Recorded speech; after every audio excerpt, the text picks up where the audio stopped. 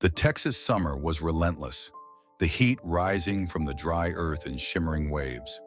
On the outskirts of a small town, a dusty ranch stretched over the plains, where 12-year-old Jake spent most of his time. Unlike the other kids who played video games or hung out at the mall, Jake preferred the open fields, the scent of hay, and the sound of hooves pounding the ground. One day, while helping his grandfather mend a fence, Jake spotted something unusual in the distance. A lone horse standing near the tree line. It was a Mustang, its coat a mix of chestnut and white, its mane tangled and wild. Its ribs were faintly visible beneath its skin, a sign of hunger. The horse stared at Jake with wary, intelligent eyes before disappearing into the brush. "That wild one's been around for a while," his grandfather said, following Jake's gaze. "People have tried to catch him, but he don't trust nobody." Jake felt a pang of sympathy. He understood what it meant to feel alone.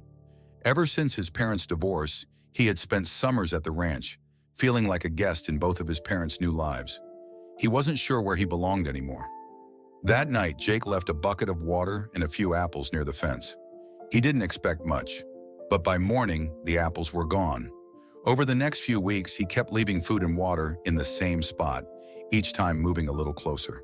The horse never let him get near, but it stopped running at the sight of him. One evening, as the sun dipped low, Jake sat quietly by the fence, tossing a small apple toward the horse. This time, the Mustang took a hesitant step forward, then another.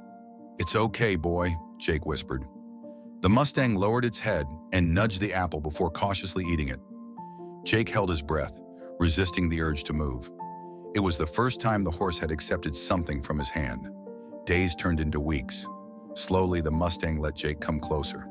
It allowed him to stand beside it, then to touch its muzzle.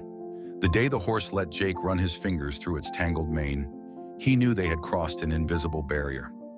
One morning, Jake stood near the fence, holding an old rope loosely in his hands. The horse watched him, its dark eyes curious but not afraid. "You ready, buddy?" Jake asked softly. Carefully, he slipped the rope around the Mustang's neck. The horse tensed for a moment, but didn't bolt. It was a silent agreement, one built on trust, not force. His grandfather, watching from the porch, let out a low whistle. "Never thought I'd see the day." That summer, Jake and the Mustang became inseparable. He named him Shadow for the way he followed him across the fields.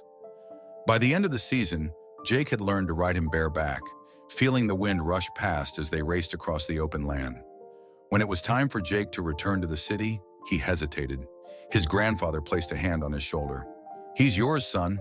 Wherever you go, he goes." Jake looked at Shadow, who nudged his shoulder playfully. For the first time in a long while, Jake knew exactly where he belonged.